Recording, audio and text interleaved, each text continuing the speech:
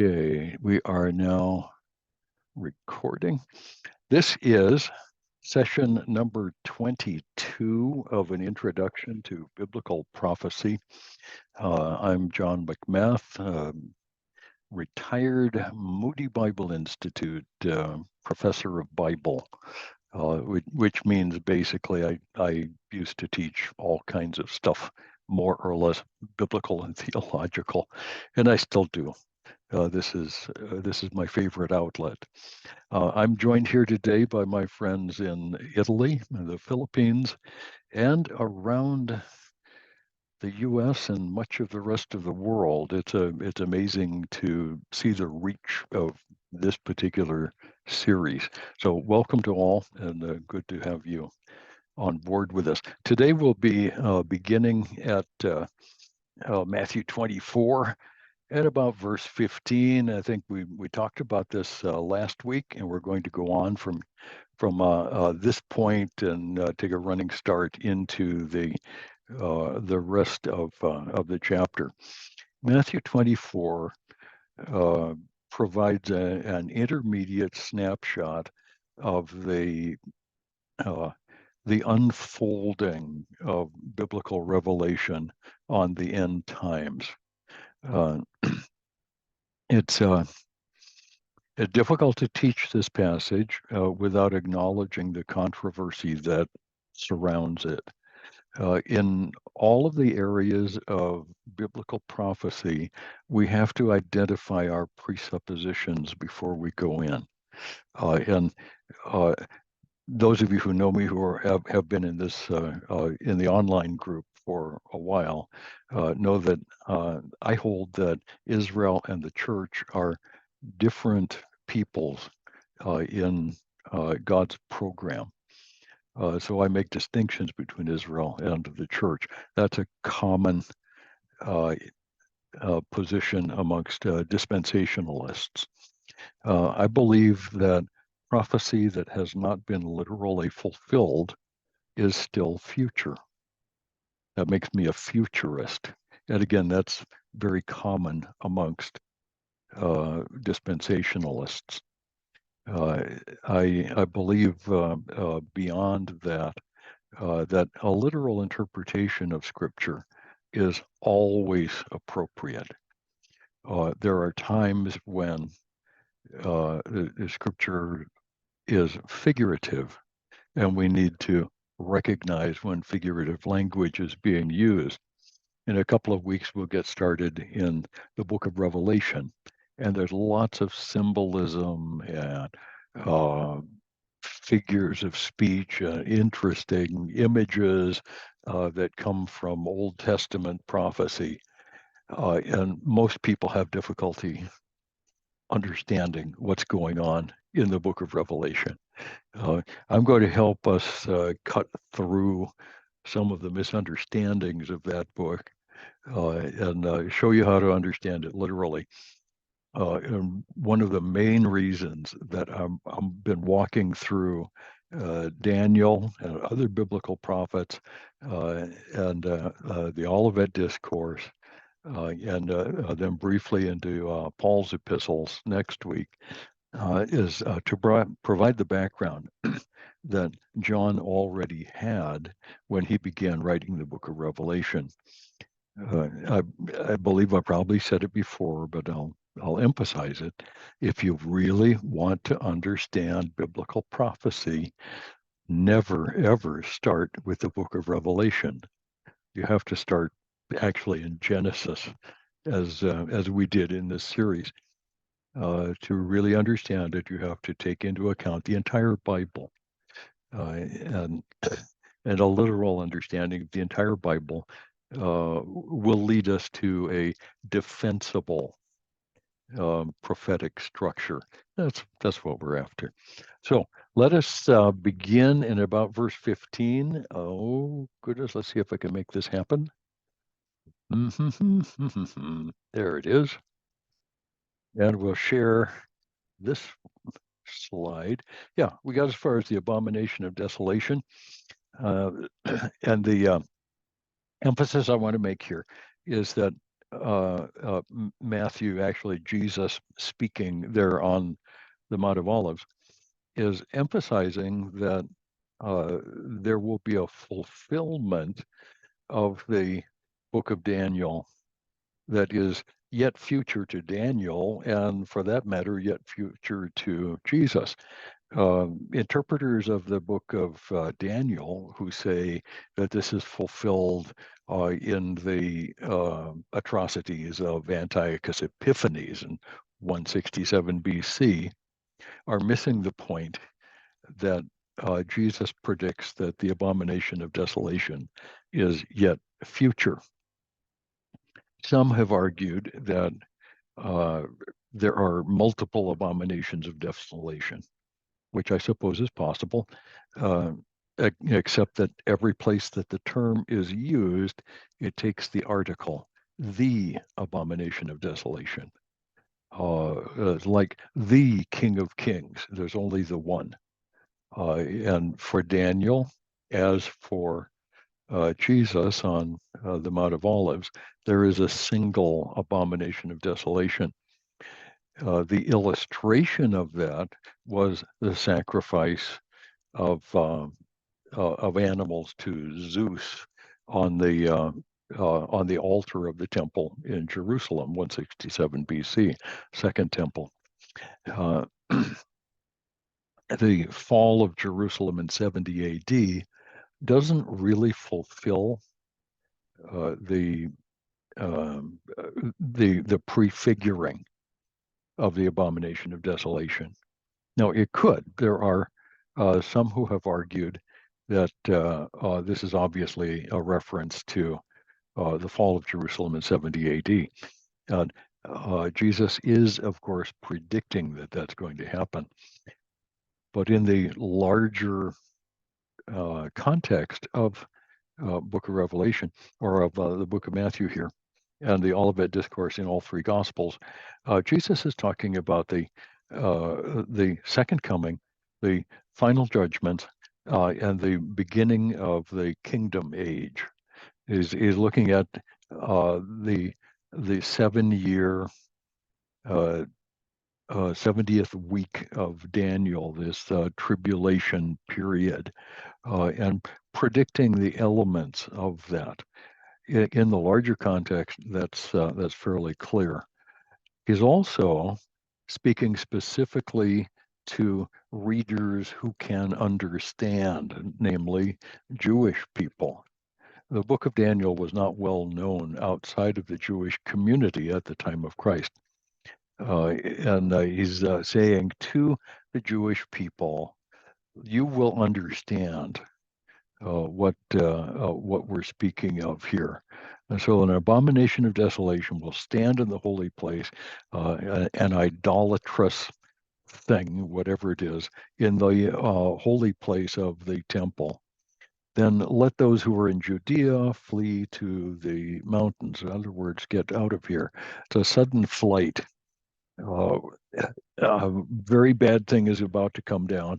And so all of us who happen to be here at the time, he's talking to the Jewish people, the disciples as representatives of the Jewish nation. Anyone who's on a housetop, don't go down to take what's in the house, just run for it. If you're in the field, don't turn back. Alas, for women who are pregnant, pray that your flight may not be in the winter or on a Sabbath, because then it would be more difficult. Now, if he's talking to everybody everywhere, if this is a generic problem time, why would it matter if it's a Sabbath day? He's talking to Jewish people. So this is a bad time. Could it apply to the fall of Jerusalem in 70 AD? Well, yeah, verses 20 or 19 or 20 could apply. Okay, don't head for the mountains, head for the hills. This is a really bad thing. It could theoretically, but it doesn't. Jesus says, then there will be great tribulation, such as has not been from the beginning of the world until now, no, and never will be. So the greatest time of trouble that the world has ever known. Now, up to this point, there have been some terrible times of trouble um, in all kinds of places in the world. But Jesus isn't talking about great trouble in general.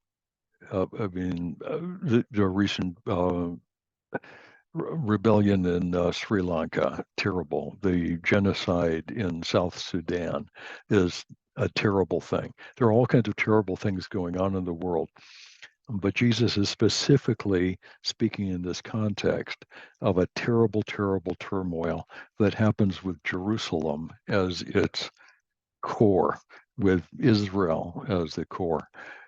This, by the way, is a photograph of an Israeli soldier looking over the bombardment of the Gaza Strip, the preparation for a ground war several months ago. So there's something coming, Jesus says, a great trouble since you've never seen since the beginning of the world. And there never will be another like it after that. Uh, this great tribulation will be the concluding tribulation of the world. Because this is the beginning of the day of the Lord. This is the beginning of the end time events that will lead to 1,000-year kingdom and then the eternal state. So in context, it's clear what Jesus is really talking about. And if those days had not been cut short, no human being would be saved. In other words, there'd be no survivors. But for the sake of the elect, those days will be cut short. Uh, Lots of mystery in this particular passage. What does it mean that the days were cut short? Well, they're limited in number, but how short does that mean?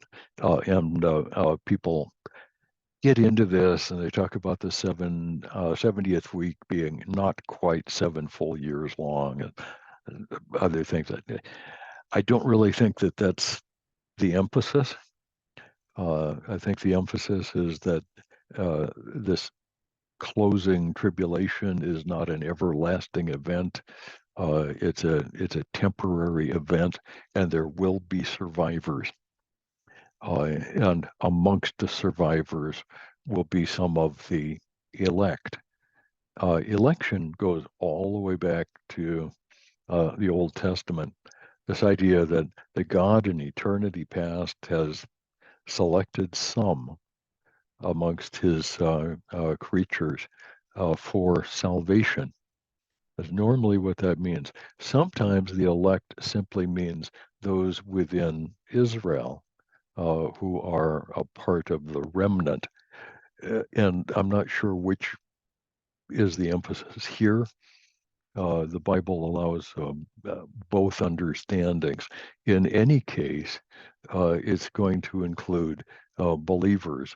And I take it in this passage that we're looking at believing Jews during the tribulation period. And in order that there be some survivors amongst the believing Jews of the time, the days are cut short. Okay.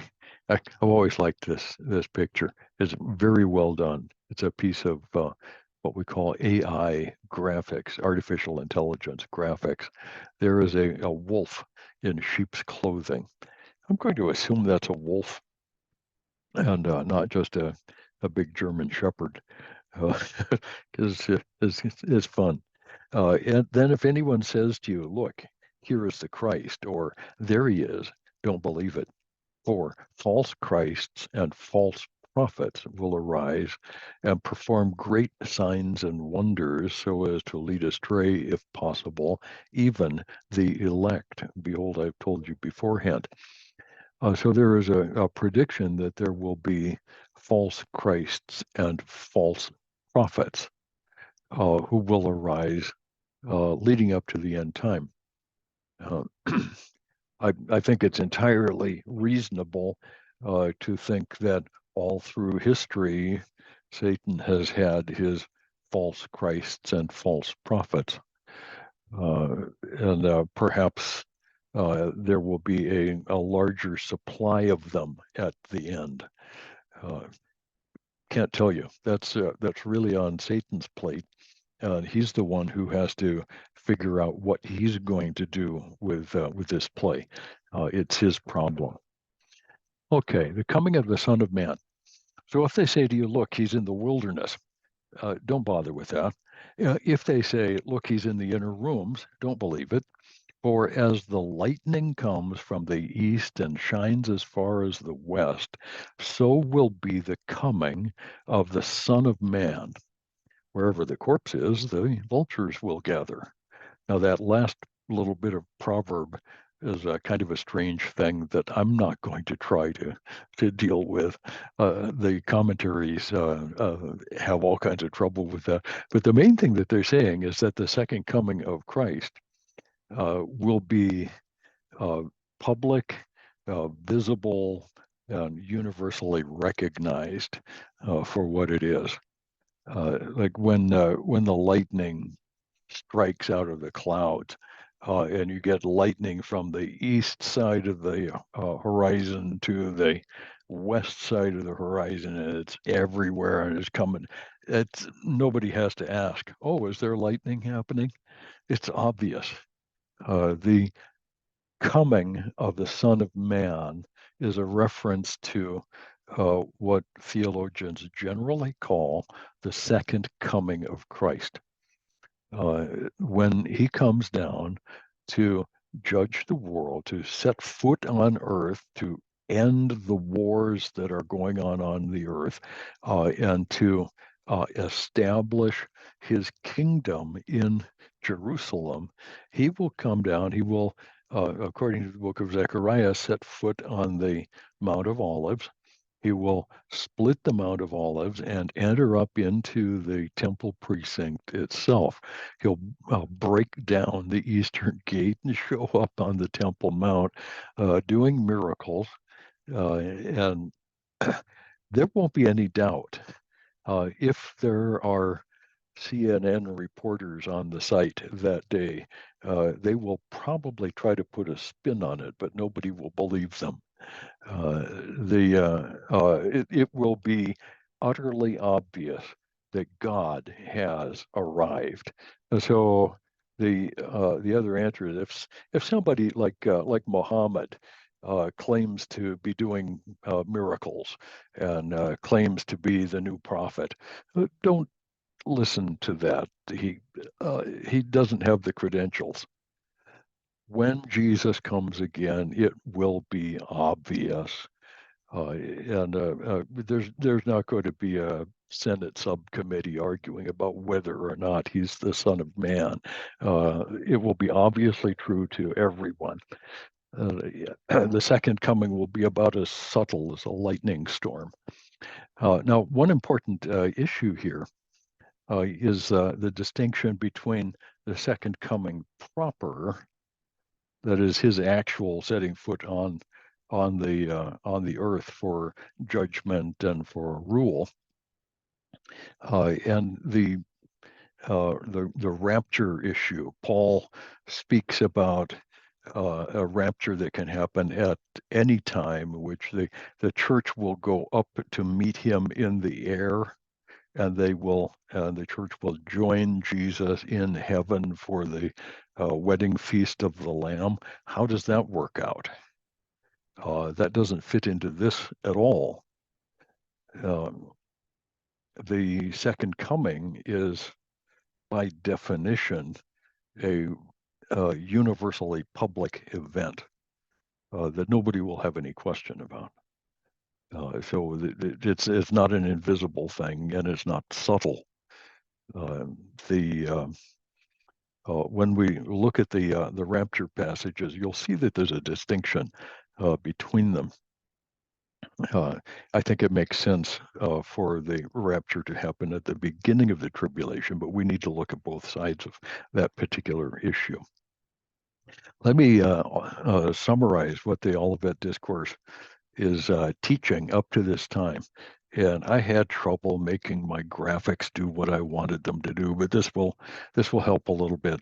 The uh, the church is not mentioned uh, during the Olivet Discourse. Jesus is talking to the elect of Israel. He speaks of this period of great trouble. It says there's going to be wars and rumors of wars, and there's going to be other stuff going on, and a whole lot of apostasy. But that's just the beginning of birth pangs.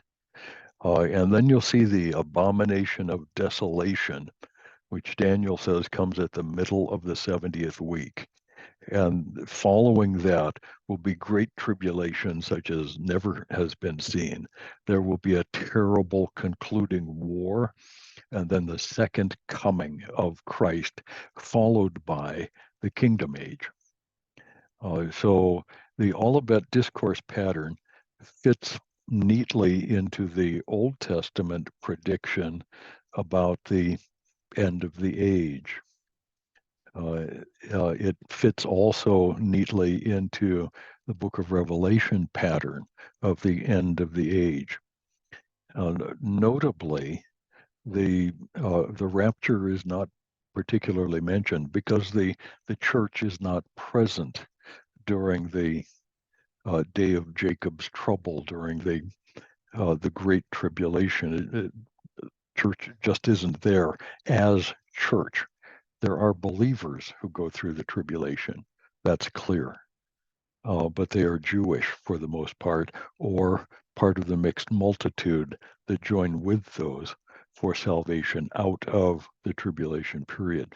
The church does not seem to be mentioned after the beginning of the Olivet Discourse and all the way to the end through the second coming. We don't see the church there. Um, and that pattern fits the Old Testament. The Old Testament also does not predict the rapture of the church. The church is a mystery in the Old Testament. There's a great deal in the Old Testament that uh, gives us hints of the coming church age, but really it's a mystery. Paul says this church is hidden from the ages past, but now revealed to us, which is Christ in you, the hope of glory. Christianity is essentially different. In the Old Testament, God was with them, but today Christ is in us. It's a different thing. Our salvation is much the same, but the relationship is actually different. So the Olivet Discourse pattern fits what we have in the Old Testament. It fits what we're going to see in the book of Revelation. It also allows for Paul's development of the rapture doctrine. This doesn't deny a rapture. It simply isn't talking about the church. It's talking about Israel. So we'll go on. Uh, I seem to have missed some of it. All right. Well, it doesn't matter. Sometimes I do this. Um, there will be celestial signs immediately after the tribulation of those days. Now, let's think about this. When does this trouble time come? Those who deny the end time events of the tribulation period prefer to what the people that we call preterist, who say, well, all of this happened in the past times, would say that Daniel's predictions of great trouble and a 70th week and terrible stuff, all of that happened in the time of Antiochus. The New Testament interpreters, who pretty much ignore the Old Testament, say, oh no, the Matthew 24 and the book of Revelation are talking about the persecutions of the church and the fall of Jerusalem to the Romans and all of that. Well, for example, when the temple was destroyed by the Romans in 70 AD. Was that it? Was that the tribulation? Immediately after that, the sun will be darkened, the moon will not give its light, and the stars will fall from heaven. The powers of heavens will be shaken. Did that happen in 70 AD or in the years immediately after that?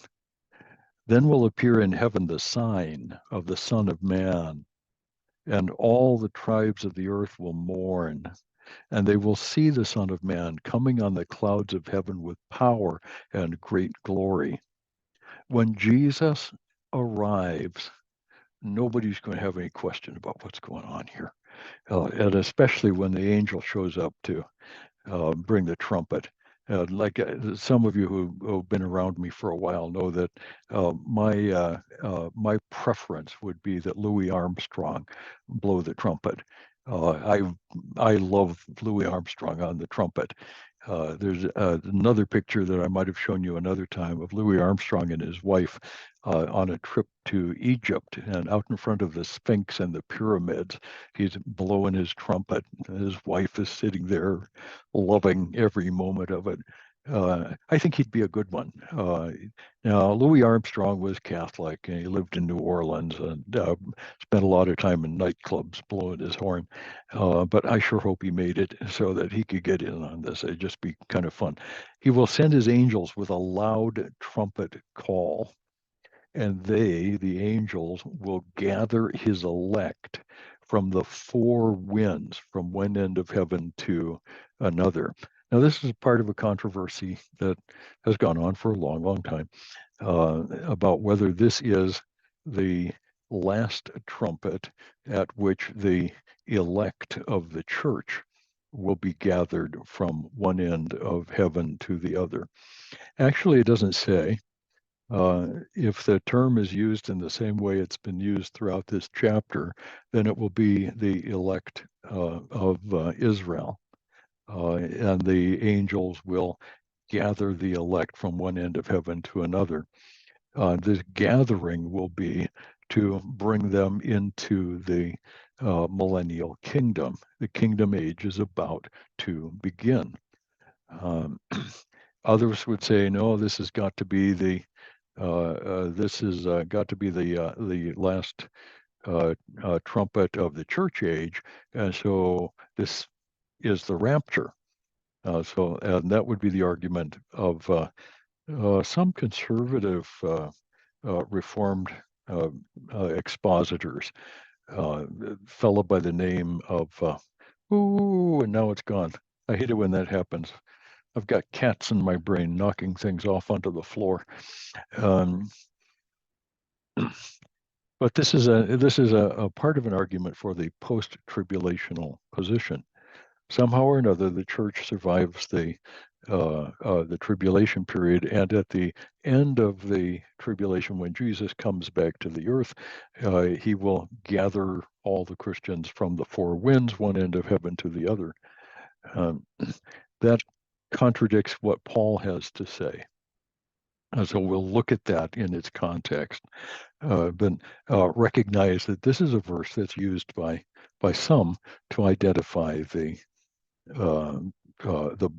position of the rapture, and it doesn't really say that, but it's really the best they've got. And my bottom line here is that these angels are going to have fun.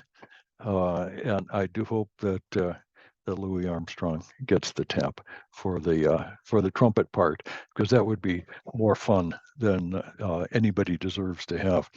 From the fig tree, learn its lesson. As soon as its branch becomes tender and puts out its leaves, you know that summer is near. So also, when you see all these things, you know that he is near at the very gates. So the fig tree is a seasonal kind of tree. It loses its leaves in the fall. It lays dormant for a while, and the branch becomes tender. And the following spring, it begins to put out leaves. So as summer goes along, the leaves get quite large, and the fruit begins to grow. And you know that it's going to be harvest time again fairly soon. Okay, well, that's obvious. Uh, it's interesting how often the fig tree is used as an illustration, both in the Old Testament and the New Testament, and the fruit of the fig tree and all of that. I'm not particularly fond of figs, but it's interesting to see them uh, in the Holy Land and in the Mediterranean world in general. There's a lot of fig trees out there, and they're good ones. The point of this is that there will be clues as to the coming of the end time and of the second coming of Christ. It's not going to be totally out of the blue. Nobody knows the day or the hour, but you can come close to recognizing that you're in the right century. There are things that have come into place that uh, need to come into place before the end of the age. So, for example, the return of Israel to the land, that is underway as we speak. The development of a last days Muslim coalition, perhaps the 10 nation coalition. We're in a time when the Muslim world disintegrated 100 years ago, but is trying to rebuild its caliphate. Um, is that a sign? The lining up of nations throughout the world against Israel, is that a part of the end time lineup? Now, we don't always know, but we keep track of those things uh, in order to stay ready. You know that summer is near. When you see these things, the wars, the rumors, the rise of false Christs and false prophets, the development of trouble and a spread of trouble throughout the world, you could say that the stage is being set for the end time events. And it's not wrong for us to notice those things. I think it's a mistake to predict anything very precisely, but and I'll tell you why in just a second. Jesus says here, truly I say to you, this generation will not pass away until all these things take place. Now, some have said that this is in reference specifically to the fig tree. So when you see these signs, you know that within 20 years or 40 years or 80 years or however the interpreter interprets the word generation, uh, that you've got a countdown. A lot of people started counting down in 1948. So there's got to be a 40-year period and then the end will come. That didn't work out. It hasn't worked out. It's been 75 odd years since then. About as long as I've been alive, Israel has been back in the land. And heaven and earth will not pass away, but my words will not pass away. He goes on from there to say this, but concerning that day and hour, no one knows. When Jesus says no one knows, he goes on to expand, not even the angels of heaven, nor the Son. So Jesus says, I don't even know when I'm coming back. Now, I'd like to think that maybe he knows by now, but there's some other arguments for that. For as were the days of Noah, so will be the coming of the Son of Man. It's just going to come suddenly. They were eating and drinking, marrying, giving in marriage, and here comes the flood, and they weren't expecting it. This thing on the right is the cover of that little booklet that I think I've told you about before. 88 Reasons Why the Rapture Will Happen in 1988. It's supposed to be 40 years exactly since the founding of the nation of Israel. Not quite. The UN actually did its work in 1947, but it's close enough. Uh, it's it was a real popular book for a while. You could buy these for a dollar a piece. And this author, whoever he is, what's his name? Edgar, what's his name? Wiseman. Uh, he tried it again the following year and didn't make nearly as much money because he was so wrong. He was just so wrong. Everybody who's guessed is wrong. So don't be going that way. And then two men will be in the field. One will be taken and one will be left. Two women will be grinding at the mill. One will be taken and one will be left. Therefore, stay awake, for you do not know on what day your Lord is coming. This is a prediction of the actual moment of the second coming when judgment happens. You must be ready, for the Son of Man is coming at an hour you do not expect. Judgment will come imminently. You don't know when it's going to happen. Now, some have applied this to the rapture. There'll be one taken and one left behind. I don't think that's what Jesus is saying here. He's talking about the second coming itself, and thus the judgment. It's going to be a terrible time. There'll be lots of wars, all kinds of things happening, but life will go on. And there'll be two men in the field. One will be taken in judgment, and one will be left behind. To be left behind means that you're there to go on into the millennial kingdom, which is not bad. So be ready. Now, how do you be ready? The the story goes on, and it comes up into chapter 25. And here we have a story of 10 virgins. I could only get 8 of them in one frame, but they've got like 10 young women who took their lamps and who went to meet the bridegroom for the wedding feast. 5 of them were foolish and 5 were wise. For when the foolish took their lamps, they took no oil with them, but the wise took flasks of oil with their lamps. And it's a cute story, and the point of the wise and foolish virgins story is that if you want to join the bridegroom for the wedding feast, you're going to have to keep oil in your lamp, and you're going to have to be ready. And a lot of people make that get down on all fours, and you've got to, the lamp means your ability to witness, and the oil is the Holy Spirit. I don't think any of that is necessary.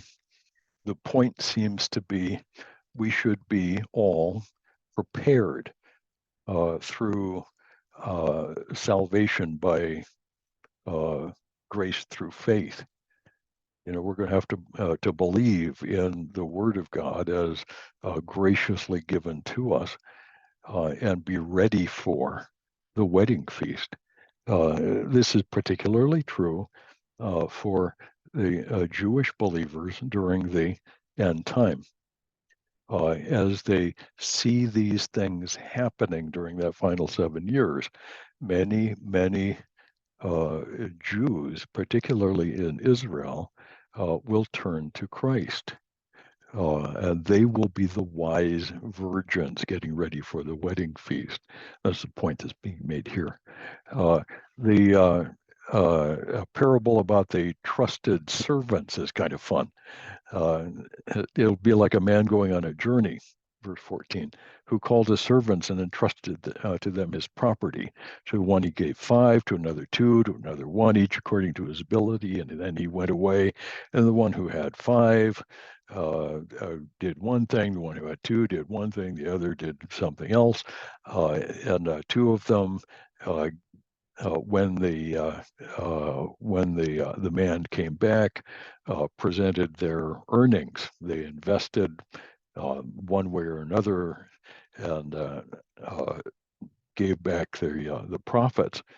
The third servant buried his talents in the ground, did nothing with them, and simply returned them. And he was upset with that one, because at the very least he could have gone to the bankers and earned some interest. These days, that would be a bit of an insult. If he was gone on a long journey, he's going to get maybe 50 cents back on his investment. What what Christ intends here is that between now and the second coming, you have your life to live with the abilities and the resources that have been given you. Not everyone has the same resources. I've always wished that I was a better public speaker. I could have gotten rich and famous and made a lot of money, but I'm not. So I invest what I have. And hopefully, Jesus at his return will say, okay, well, that's not bad. That's a pretty good return on my investment. That's what we're after. That's what we're after. We do the best we can do with the resources, the abilities, the opportunities in life that God gives us. And there will be a judgment for rewards based on that. These two parables kind of work together in that the virgins are expected to stay ready for the second coming, because at that point will come the judgment and the kingdom. The trusted servants are given talents, abilities, resources to invest during the years leading up to the second coming, at which time there will be a judgment and there will be rewards for those who have invested. Uh, in both cases, we need to stay ready and we need to stay invested. We're looking toward a final judgment of faithfulness. And then there's a final parable that's really something else entirely, but also kind of interesting. This is the so-called sheep and goats judgment. Now, there are several judgments mentioned in the Bible. And when we get to the book of Revelation, I want to separate out the final judgment. What do we do with the great white throne and the all of the judgments? We need to look at what the Bible actually teaches about those things. Although it's not very controversial, the Bible is actually pretty clear on that. But the sheep and goats judgment is different from many of the others in that here there will be the nations judged. And it's interesting. When the Son of Man comes in his glory, which is at the second coming, with all the angels with him, he will then sit on his glorious throne. This is the millennial throne. And before him will be gathered all the nations. Does that mean everyone who's alive at that time? I don't know. And he will separate people one from another as a shepherd separates the sheep from the goats.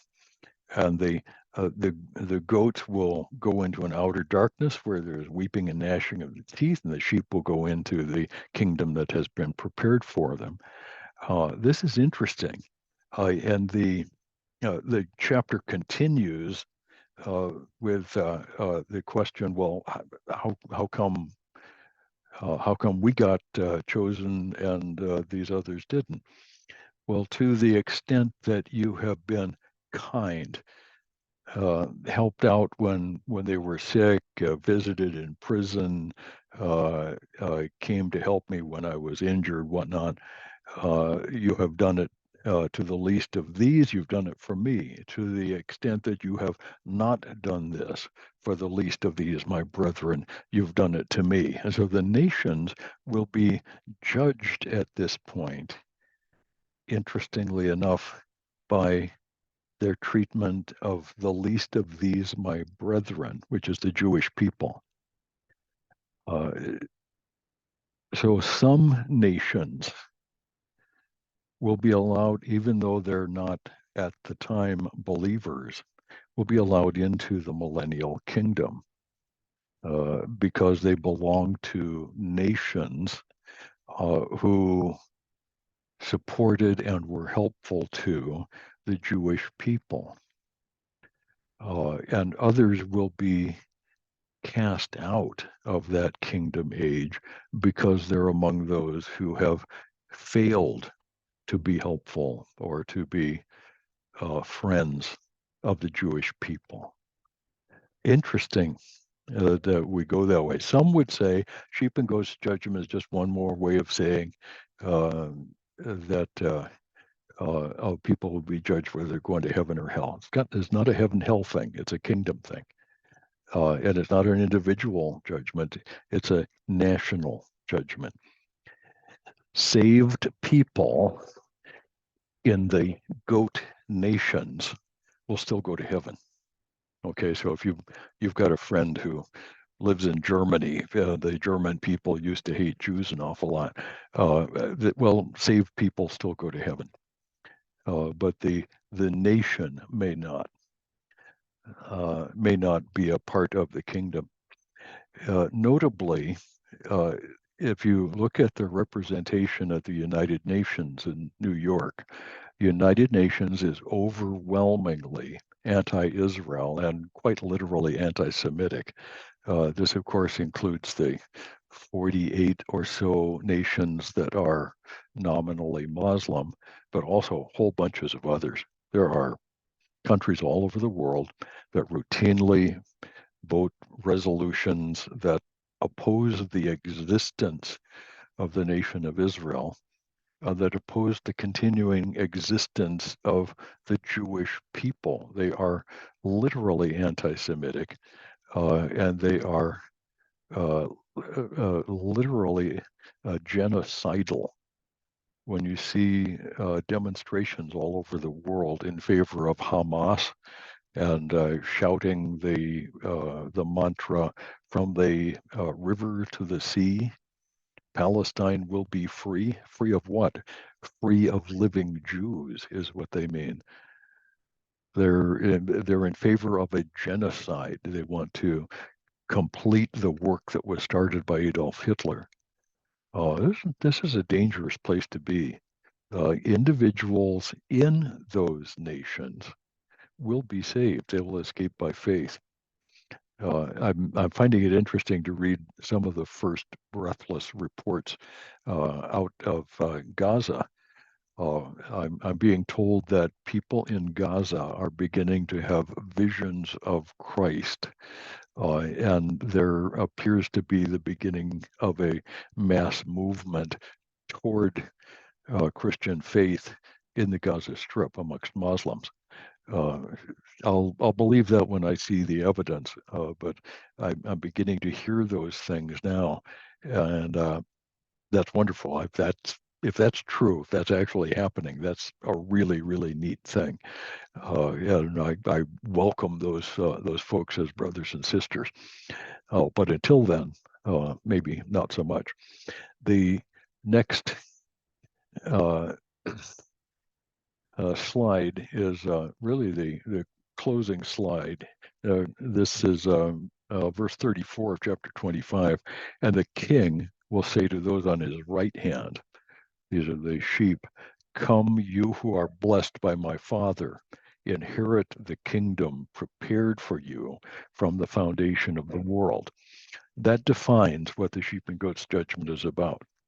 The kingdom is this 1,000-year millennial kingdom, and not everyone will be invited in. And this is just kind of the way it goes. The point that I'm making here is that the Olivet discourse is all about the end time. It's about the years immediately leading up to the second coming of Christ and the kingdom age. And as Christ comes in to rule from Jerusalem over the people of Israel, but also over the entire world, it would be good for everyone to recognize C.S. Lewis' famous words in the Narnia series. He is not a tame lion. He is our friend. He's a good lion, but he's not tame. We do not control him. He sets the agenda and will do what he will. He is, after all, God. And fortunately, we are saved by grace and we have a position before him. But what he will do to the unbelieving world is terrible to behold. Our call in life is to introduce people as often as we can to this tame lion, this not tame lion, this wild lion who is a gracious and a good king.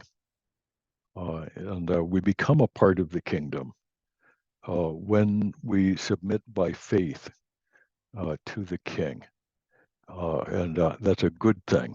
And however that is preached and wherever that is preached, that's a good thing, and we all ought to support that. So I'm going to quit there. Next week, we're going to specifically look like at a fairly narrow, I would even say a niche bit of theology, the question of the rapture. Again, I'm going to say that nobody's salvation depends on understanding the rapture issue. And some people will continue to hold their positions. I'm fine with that. Like I have always told people, when the rapture happens, whether it's before, after, in the middle, whenever it happens, those of us who are right will say to those of us who are wrong, "I told you so," as we're heading up, and that'll be fine. Next week, I want to introduce us to the passages that actually teach what theologians have called the rapture. And after that, I believe we'll get into the book of Revelation and we'll walk our way through that material. So it's been fun. I'm going to let's see if I can find my cursor here so that I don't have to become the cursor. There we go. It has to unmute. I've got to say goodbye for now. Thank you all for coming. It's so good to see everybody. And I just seeing the whole crowd. Don, wonderful to see you again. Get recovered from that trip, my friend. That's a long, tough one. I really don't like that. And I see Anton over there, and there's Roger again. I saw Christy earlier. Okay, I'm going to I'm going to end this, and we'll see you again next week. Love you all. I'll see you soon. Bye bye. Thank you, Dr. Thank you. Thank you. Ciao, ciao.